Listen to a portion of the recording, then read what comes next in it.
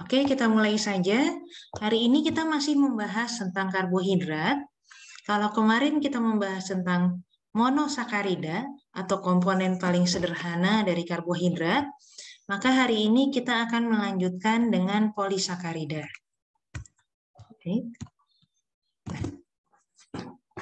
Oke. Jadi monosakarida yang sudah kita bahas kemarin bisa berpolimerisasi. Bagaimana caranya agar monosakarida tersebut bisa berpolimerisasi? Nah, ada beberapa tahap. Pertama, pembentukan gugus hemiasetal atau hemiketal yang telah kita bahas kemarin. Ya. Setelah terbentuk gugus hemiasetal atau hemiketal, gugus hemiasetal atau hemiketal ini akan bereaksi dengan gugus hidroksil dan membentuk gugus asetal atau gugus ketal dan melepaskan air. Jadi di sini perlu dicatat, ketika terjadi reaksi polimerisasi dari karbohidrat, akan melepaskan molekul air. Ya. Oke. Bagaimana realnya? Nanti kita akan lihat. Tapi sebelumnya, ikatan yang terbentuk itu disebut ikatan glikosidik.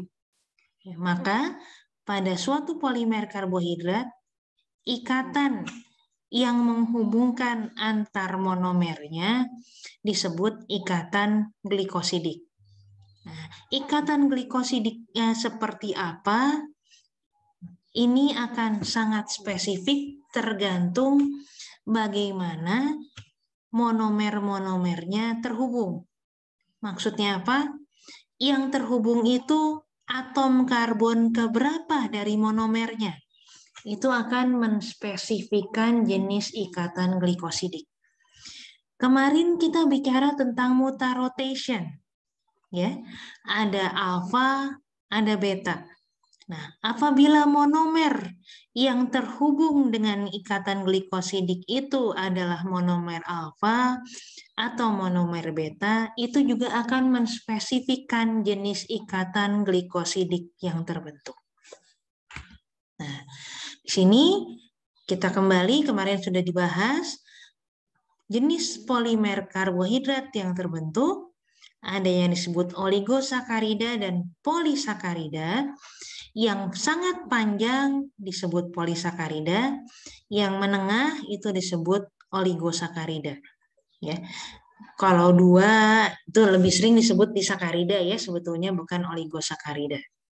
Nah, oke, kita lanjutkan.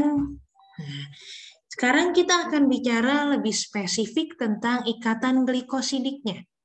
Nah, tadi disebut bahwa ketika berpolimerisasi, yang berikatan adalah gugus hemiasetal atau hemiketal dengan gugus hidroksil.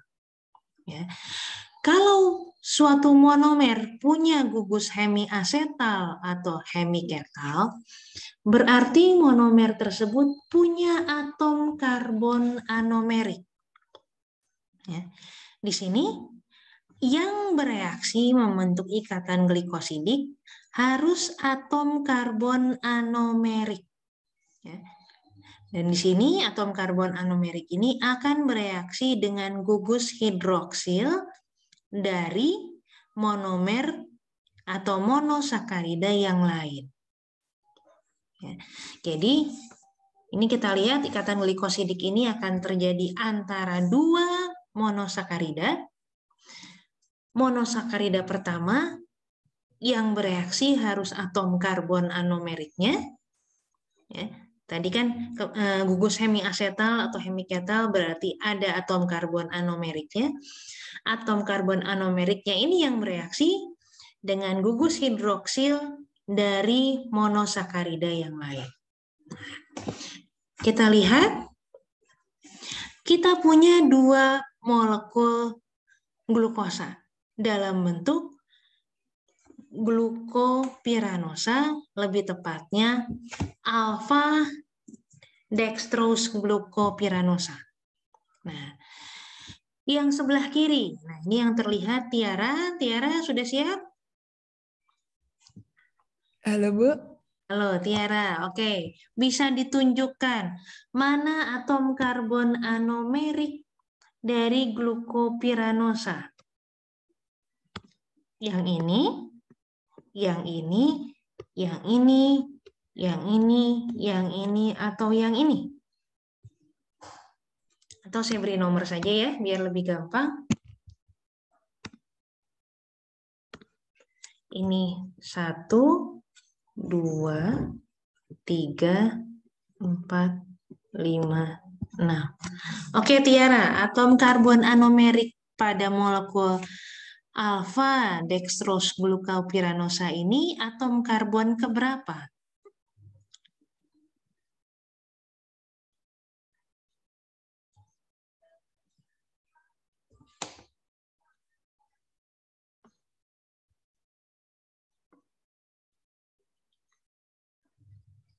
Halo? Halo, Bu. Maaf, tadi masih ke-mute ya? Iya, ke-mute. Maaf. Kameranya juga, oke. Atom karbon keberapa yang anomerik, Tiara? Yang nomor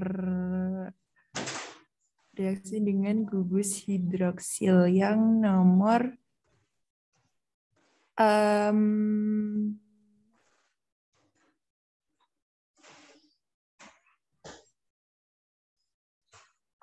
nomor 5 bukan ya, Bu? Nomor 5 belum tepat, sayang sekali. Kita pindah ke Devri. Atom karbon keberapa yang merupakan atom karbon anomerik dari molekul alfa D-glukopiranosa ini, Devri?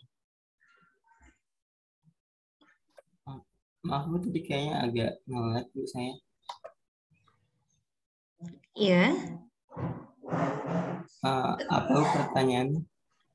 atom karbon mana yang merupakan atom karbon anomerik?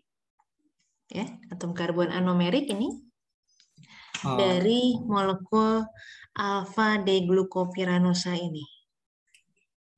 1 kayaknya Bu. Betul, betul sekali. Atom karbon pertama. Ya, jadi dia merupakan atom karbon anomerik. Cirinya apa?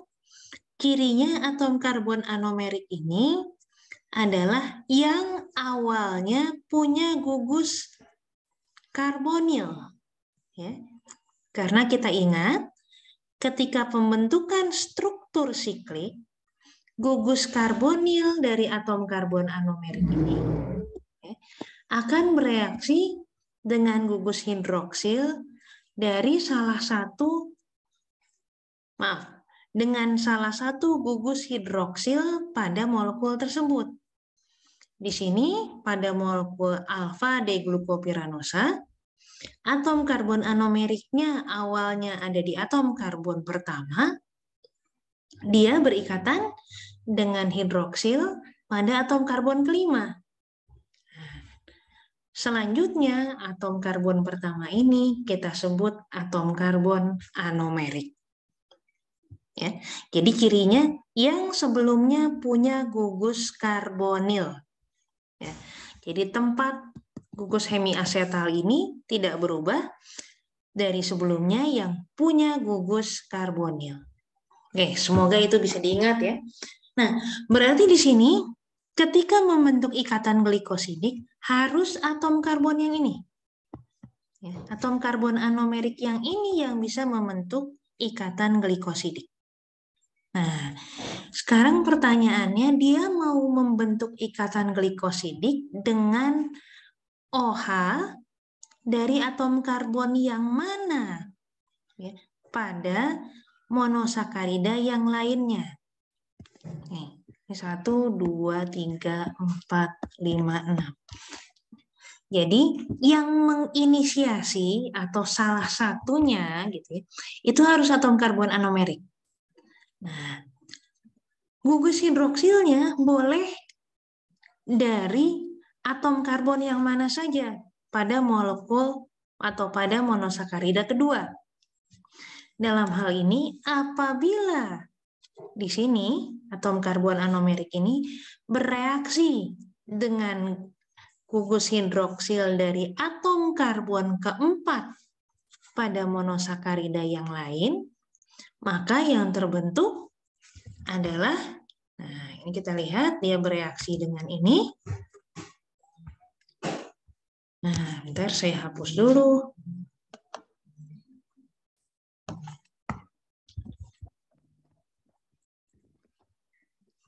Maka yang terbentuk adalah yang kita sebut sebagai maltosa. Ya, jadi di sini bagaimana membacanya? Membacanya adalah dari kiri dimulainya, glukosa itu molekul yang sebelah kiri glukosa, atau ini molekul yang punya atom karbon anomerik yang sebelah kiri ya, itu glukosa. Jenisnya apa? Glukosa dengan mutar rotation alfa. Jadi ini OH-nya di bawah. Ini OH-nya di bawah ya. Maaf, ini harus saya ganti warnanya kalau putih. Jadi nggak kelihatan ya. Mungkin kuning, coba mungkin semoga sedikit lebih jelas. Nah ini kan ke bawah. Karena dia glukosanya alfa, dia ke bawah. Nah ini satu, karena ini adalah atom karbon pertama. Dia berikatan dengan OH atau hidroksil dari atom karbon keempat. Ya, ini kan 1, 2, 3, 4. Nah, maka ini disebut 4 dari molekul glukosa yang di sebelahnya. Ya, maka dia disebut maltosa. Atau kalau dibalik, disakarida yang dinamai maltosa adalah disakarida yang terdiri dari 2 monomer glukosa dan terhubung dengan ikatan alfa 14 glikosidik. Oke, sebelum saya lanjutkan, sampai sini ada pertanyaan dulu?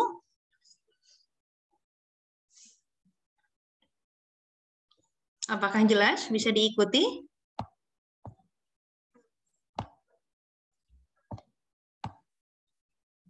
Oke, semoga jelas ya. Saya lanjutkan.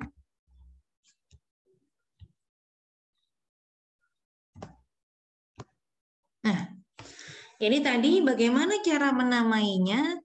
Menamainya mulai dari non-reducing monomer. Loh, apa yang dimaksud dengan non-reducing monomer? Kalau kita lihat 2 glukosa penyusun maltosa ini, yang satu atom karbon anomeriknya sudah berikatan. Ya. Maka dia, atom karbon monomerik ini, sudah tidak lagi bersifat reducing sugar. Dia sudah tidak lagi bisa mereduksi molekul lain. Jadi ini disebut non-reducing. Ya.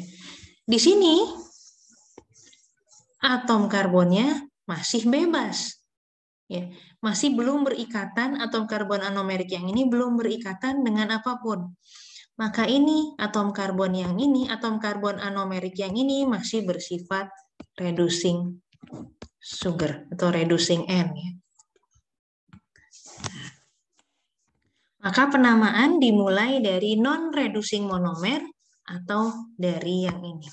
Dari molekul yang atom karbon anomeriknya sudah berikatan.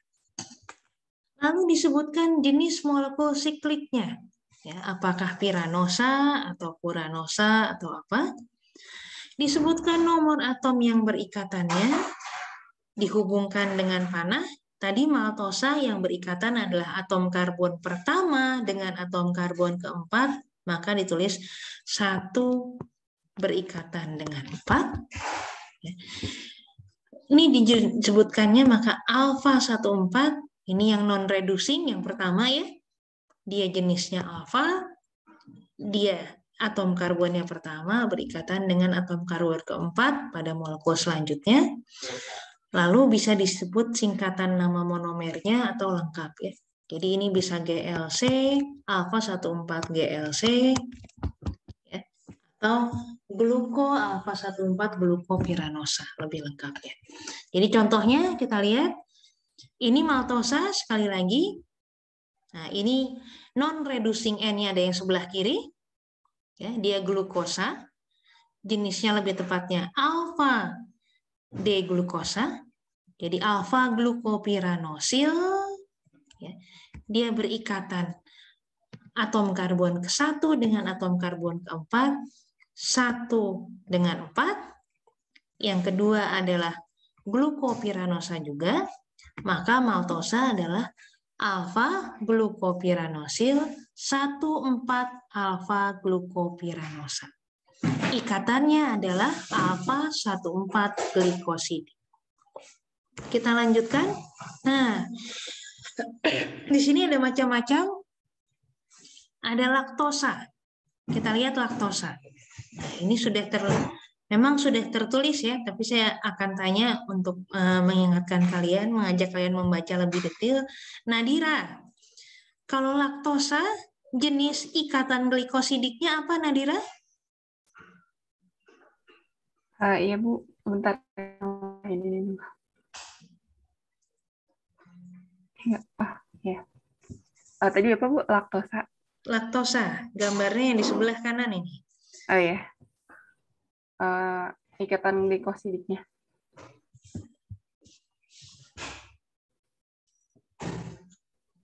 Satu 4 juga Bu. 1,4 sudah lengkap? Belum lengkap. Ini baru disebutkan atom karbon yang berikatan, atom karbon pertama dan keempat. Ini belum lengkap. Alfa 1 ya Bu. Alfa? Alfa 1. Tadi pertanyaannya apa ya Bu? Soalnya tadi saya masih itu agak-agak ngeles. Jenis ikatan glikosidik pada molekul laktosa. Ini tidak cukup katakan 1,4 glikosidik. Di sini ada tulisannya alfa 1 ke beta 4 bukan? Nah, sebetulnya cukup 1 di sini ya. Ini jenis non-reducing N-nya, jenis molekulnya alfa atau beta. Yang di sini, yang monomer kedua, alfa atau betanya tidak terlalu penting karena dia tidak berikatan dengan glikosidiknya ya. Maaf, tidak berikatan dengan anomeriknya. Yang anomerik kan yang pertama. Berarti cuma alfa 1. Nah, dilihat lagi, ini alfa bukan? Oh iya, beta Bu. Ya. Itu yang di bawah. Ya. Jadi ini beta 1,4. Jadi laktosa ikatan glikosidiknya beta 1,4. Nah, lengkapnya nama laktosa itu apa? Baru kita uraikan. Monomer pertama atau non-reducing monomernya adalah apa, Nadira? Sekali lagi. Reducing monomernya. Non-reducing monomernya. Beta D galaktopiranosil. Betul. Jadi ini galaktopiranosil. Lalu yang reducing monomernya yang masih punya, ini ditandai dengan bintang ya, ini menandakan atom karbon anomerik. Jadi dia reducing N-nya yang ini. Apa itu? Itu beta D glukopiranosil. Ya, jadi laktosa itu lengkapnya adalah beta galaktopiranosil, ikatannya adalah beta 1,4 glikosidik ya. Molekul keduanya glukopiranosa. Oke, terima kasih Nadira. Contoh selanjutnya, Davin, sukrosa yang di bawah. Jenis ikatan glikosidiknya apa, Davin? Alfa 12 berarti. Alfa 12, betul. Ya, jadi kenapa alfa 12? Karena ini adalah monomer non-reducing monomernya adalah jenisnya alfa. atom karbonnya 1, dia berikatan dengan atom karbon kedua dari monomer kedua. Lebih lengkapnya, sukrosa itu molekulnya apa, Davin?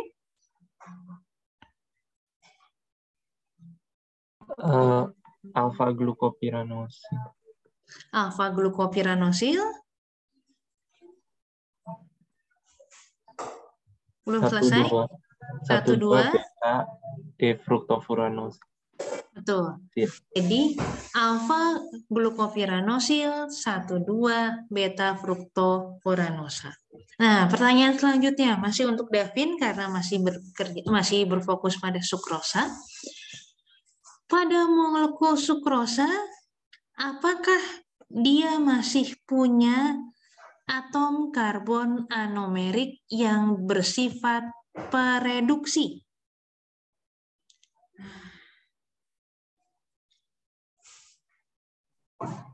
Enggak ya, Bu. Tidak, betul. Karena di sini kita lihat bintangnya sudah berikatan semua ya. Jadi pada molekul glukosa, atom karbon anomeriknya adalah atom karbon pertama. Pada molekul fruktosa, atom karbon anomeriknya adalah atom karbon kedua dan kebetulan dia berikatan. Maka gula sukrosa bukan gula pereduksi. Nah, saya lanjutkan, Rafli. Kemarin saya sudah bicara pada akhir pertemuan kita kemarin, salah satu metode yang bisa dipakai untuk menganalisa karbohidrat adalah contohnya metode Fehling atau SN ya, atau Somogyi-Nielsen, atau kemarin sudah dibahas juga DNS. Ya. Apakah sukrosa bisa dianalisa dengan metode-metode itu, Rafli? Bentar, Bu.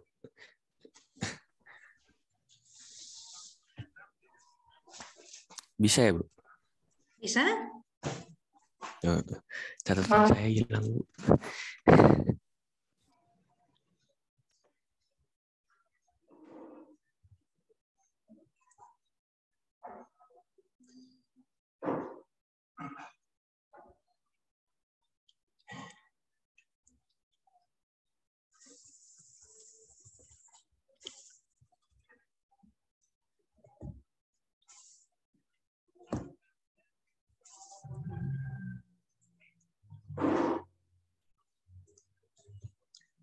Masih yakin bisa?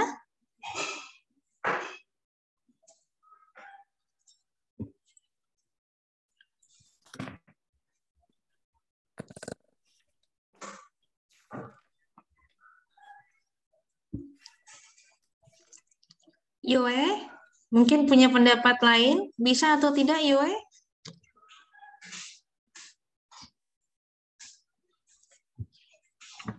Nggak bisa ya, Bu? Nggak bisa, kenapa nggak bisa Yoe? Karena atom karbon anomeriknya udah non-reduksi, Bu. Betul ya. Jadi di sini karena dia sudah tidak punya atom karbon anomerik pereduksi yang bebas ya. Jadi ini udah tidak ada reducing karbon ya. Ini dua-duanya udah sudah tidak ada reducing karbon yang bebas atau sudah tidak ada atom karbon anomerik yang bebas. Jadi dia tidak bisa mereduksi lagi. Jadi dia tidak bisa mereduksi logam atau apapun yang ada di senyawa Fehling ya, DNS atau Somogyi-Nielsen. Jadi metode itu tidak bisa diterapkan untuk menganalisa sukrosa. Oke, terima kasih. Kita lanjutkan ya. Nah, kita sudah bicara di sakarida. Nah, ini contoh di sakarida yang lain. Ada isomaltosa.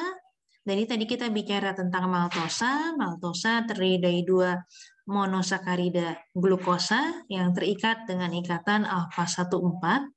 Nah, kalau 2 molekul glukosa terikatnya dengan ikatan alfa 1,6, ini alfa 1,6, maka dia berubah namanya bukan maltosa, tapi dia menjadi isomaltosa. Ya, jadi ini nanti kita akan bicara pati ya.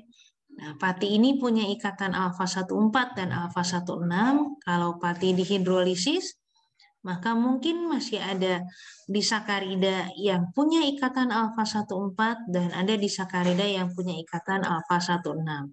Jadi ada maltos dan isomaltos.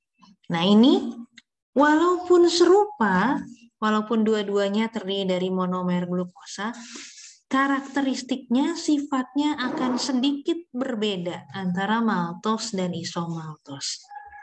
Nah, ini menarik ya. Jadi bedanya cuma yang satu ikatannya alfa 14, yang satu alfa 16, karakteristiknya sudah jadi sedikit berbeda.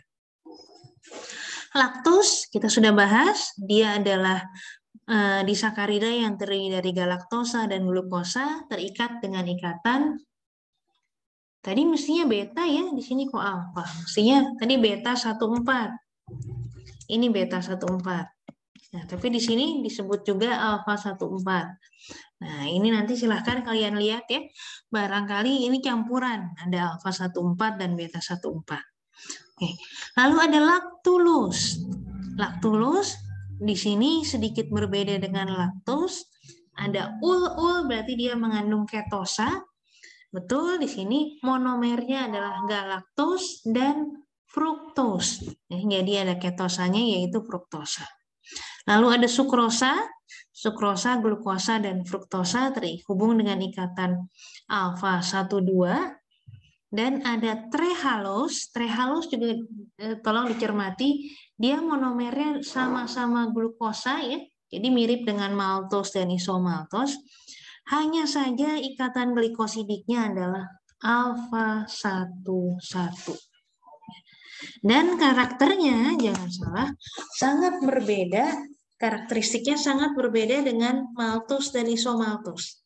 Nah, jadi di sini hal yang menarik bahwa monomernya sama, tapi jenis ikatan glikosidiknya beda, itu karakteristiknya bisa berbeda. Ya. Contohnya antara maltos, isomaltos, dan trehalose, itu karakteristiknya sangat berbeda satu sama lain. Kita lanjutkan masih bicara disakarida. Oh, maaf sebentar ya. Ini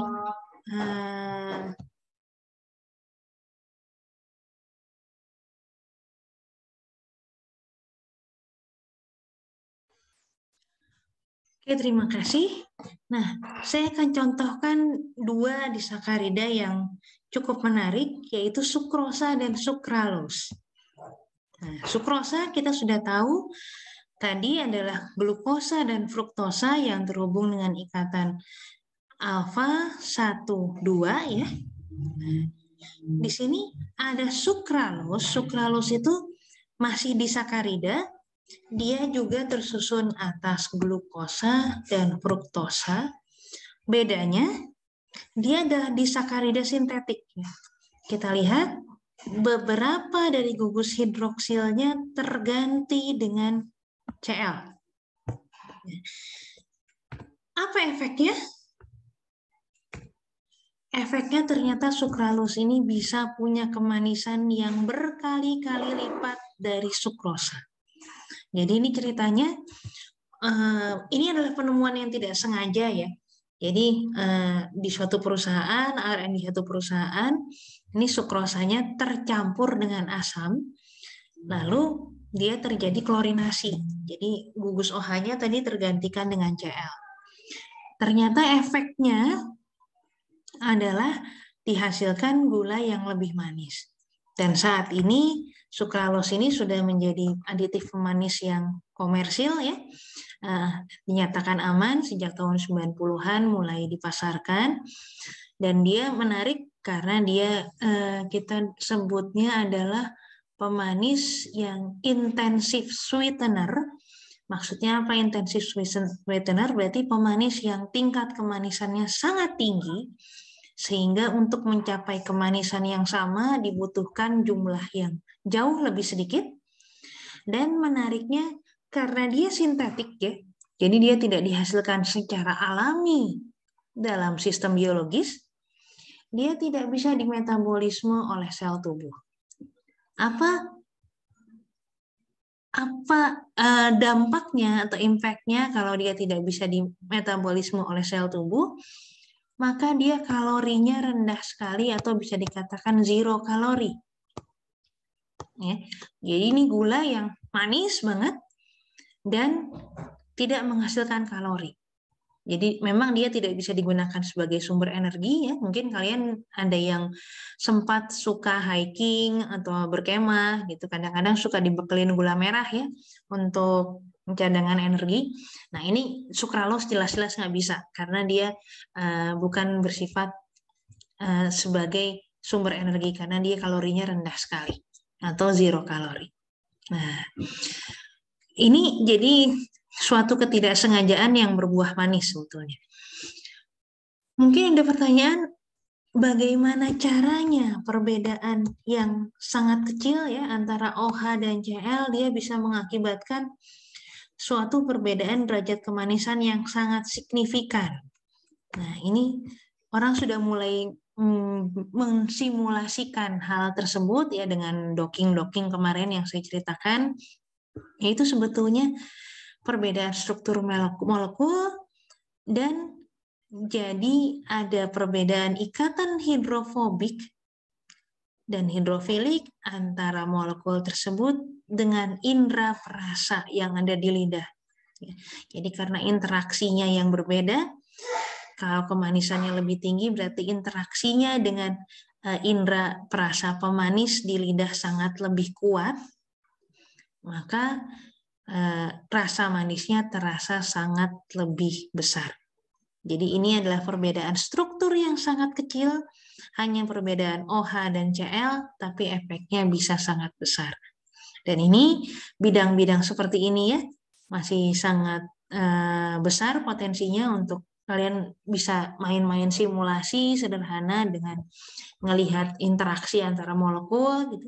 Efeknya seperti apa, baru kemudian molekulnya dibuat belakangan. Oke. Itu contoh di sakarida dan salah satu contoh di sakarida sintetik sukralus. Kita lanjutkan sedikit lagi, yaitu polisakarida yang lain.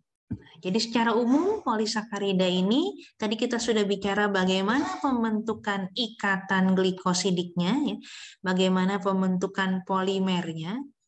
Nah, polisakarida secara umum ditentukan dengan apa? Kita melihat adalah jenis monomernya apa. Jadi kalau kita bicara polimer karbohidrat, pertanyaan pertama, monomer penyusunnya apa? Ya.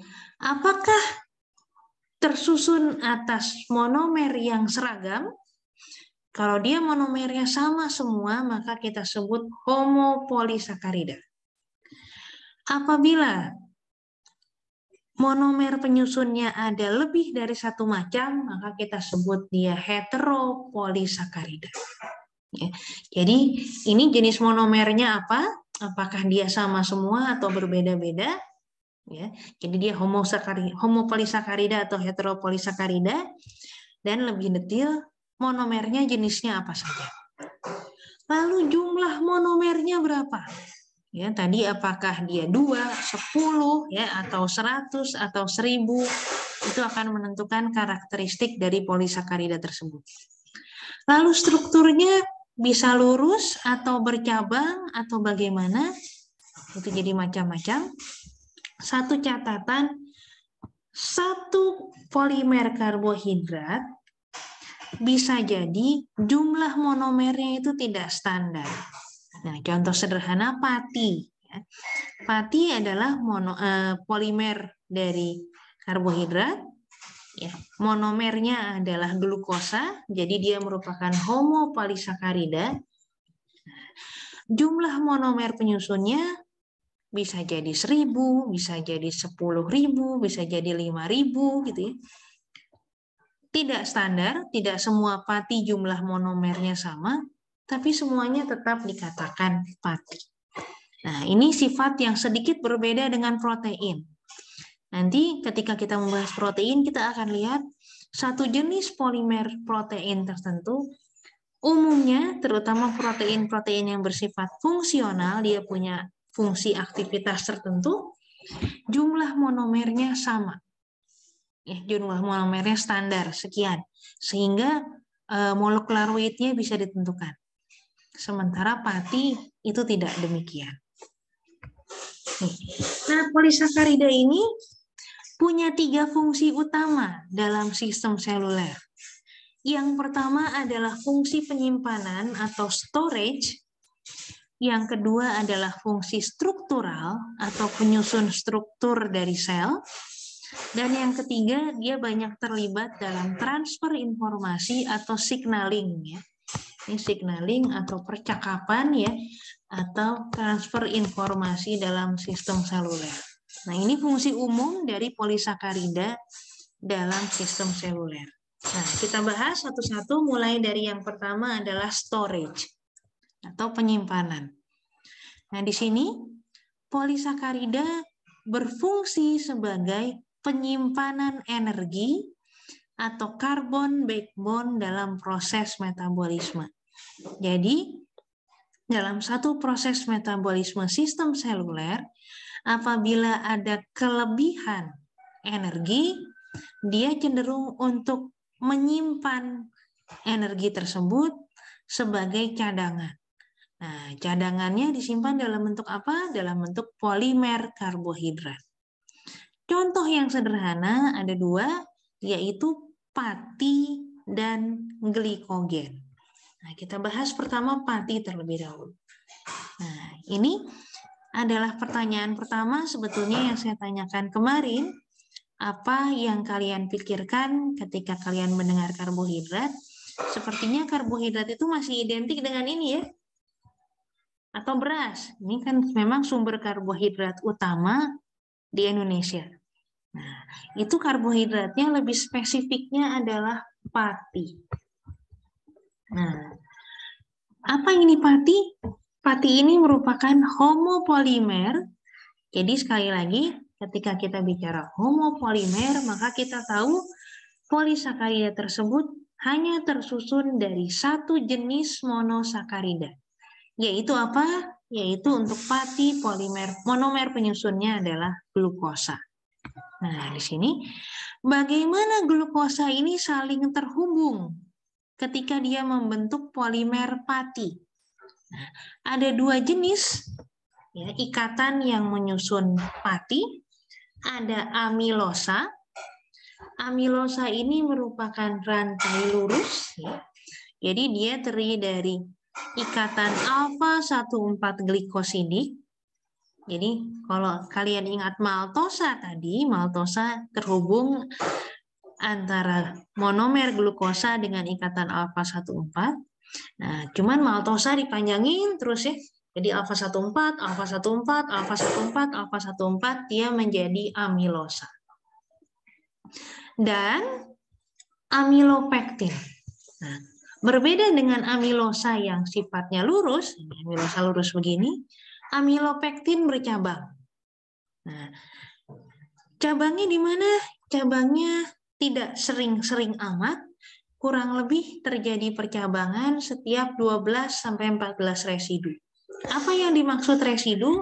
Nah, ini satu amilosa, ya, satu struktur amilosa. Kita lihat ini glukosa, glukosa, glukosa, glukosa terhubung dengan ikatan alfa 14, alfa 14, alfa 14 terus, maka dia menjadi rantai lurus yang panjang. Masing-masing monomer penyusunnya itu kita sebut sebagai residu atau monomer penyusunnya. Nah, kita lihat ini amilopektin. Amilopektin strukturnya ada cabangnya, ya tadi amilosa plus ada cabangnya. Jadi dia amilopektin. Nah, bagaimana cabang ini bisa terbentuk? Cabang ini terbentuk karena ada juga ikatan alfa 16. Nah, kita lihat ini alfa 1, ya. Dia berikatan dengan atom karbon ke-6 pada monomer glukosa yang lain, maka dia membentuk cabang. Nah, jadi pati ini terdiri dari kombinasi rantai lurus amilosa dan rantai cabang amilopektin. Strukturnya secara umum, ya, gabungan antara yang lurus dan bercabang ini membentuk struktur melingkar seperti ini. Nah, jadi kalau kita lihat dalamnya pati itu seperti ini. Nah, pati ini kita tahu ada macam-macam ya. Ada pati beras. Nah, yang banyak kita makan kan karbohidrat pati beras. Ada pati kentang, ada pati jagung, ya, ada pati gandum, ada pati singkong, ada pati sagu, dan berbagai macam pati lainnya. Ternyata karakteristiknya nggak sama ya. Jadi kalau kalian bandingkan secara sederhana tepung beras dengan tepung singkong, pati singkong secara khusus itu yang disebut dengan tapioka, pati beras, pati singkong, pati kentang gitu. Itu sifatnya berbeda-beda. Nah, mungkin sederhananya berbedanya pakai seperti apa? Ya kalian pegang aja tepung beras dengan tepung singkong dengan tepung terigu, itu rasanya aja udah beda ya. Jadi kehalusannya berbeda, warnanya berbeda, ketika dilarutkan jadinya berbeda, yang satu bisa jadi roti kalau dipakai, yang satu jadinya cireng gitu ya. Itu kenapa? Karena karakteristik patinya berbeda-beda. Nah, kenapa bisa berbeda-beda? Nah, itu yang menarik. Apa kira-kira yang membedakan dari pati-pati tersebut? Padahal penyusunnya sama. Semuanya glukosa. Ikatannya sama. Alfa 14 dan alfa 16. Tapi kenapa bisa jadi berbeda-beda? Nah, siapa punya pendapat? Aris belum kedengaran suaranya nih hari ini. Bagaimana Aris? Menurut pendapat Aris? Sorry, tadi pertanyaannya apa, Bu? Kenapa pati dari bahan baku yang berbeda? Pati beras, pati singkong atau tapioka, ya, pati jagung atau maizena, pati sagu, itu karakteristiknya berbeda-beda. Karena tadi bukan, Bu, karena apa ya? Percabangannya gitu beda-beda. Ya?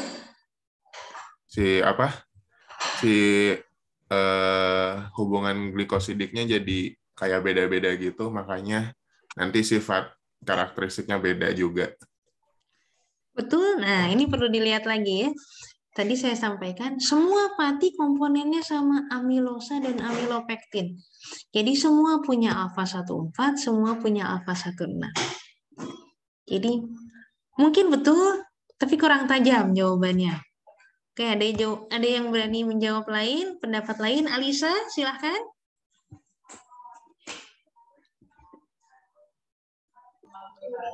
Mungkin karena tadi ini, Bu, panjangnya beda-beda polimernya. Itu mungkin berpengaruh ya. Jadi polimernya ini mungkin jumlah monomernya sedikit berbeda, maka karakteristiknya berbeda. Nah, kalau begitu sebetulnya lebih spesifik lagi. Pati beras, sama-sama pati beras, tapi panjang molekulnya atau istilahnya DP ya, degree of polymerization-nya berbeda, jumlah monomernya berbeda, karakteristiknya sudah jadi berbeda. Ya. Suha, mungkin ada pendapat yang lain?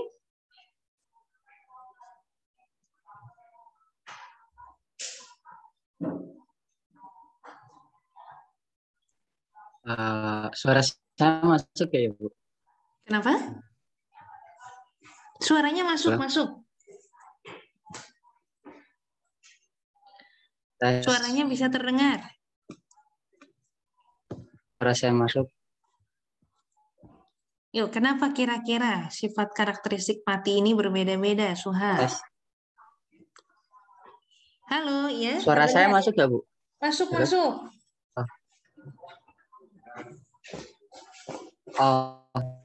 Mungkin ini mungkin presentasi amilosa mungkin Nah, betul ya. Jadi salah satu hal lain yang mempengaruhi adalah komposisinya bisa jadi berbeda-beda. Jadi berapa banyak amilosa terhadap amilopektinnya pada masing-masing pati ini bisa berbeda, jadi karakteristiknya berbeda. Itu adalah salah satu parameter ya yang sering diukur berapa banyak fraksi amilopektin terhadap amilosa, dan umumnya dia akan mempengaruhi penyerapan air atau jumlah air yang bisa terikat pada molekul pati. Namanya apa ya istilahnya? Saya lupa. Itu ada istilahnya parameter yang menyatakan berapa besar swelling parameter kalau nggak salah swelling ya. Jadi berapa besar dia bisa menyerap air, dan ini sangat terkait dengan berapa banyak rasio amilosa dan amilopektin pada pati tersebut. Oke, itu masih pati. Nah, pati umumnya bisa dianalisa ya. Saya yakin kalian semua pernah mencoba hal ini di SMA contohnya. Ya, Naswa masih ingat bagaimana cara menganalisa pati?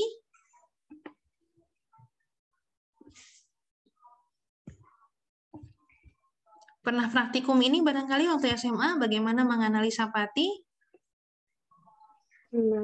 Kalau nggak salah pakai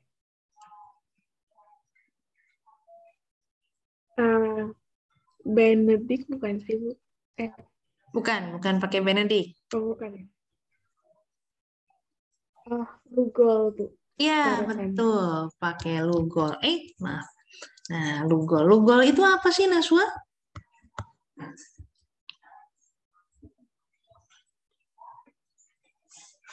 Mungkin masih ingat?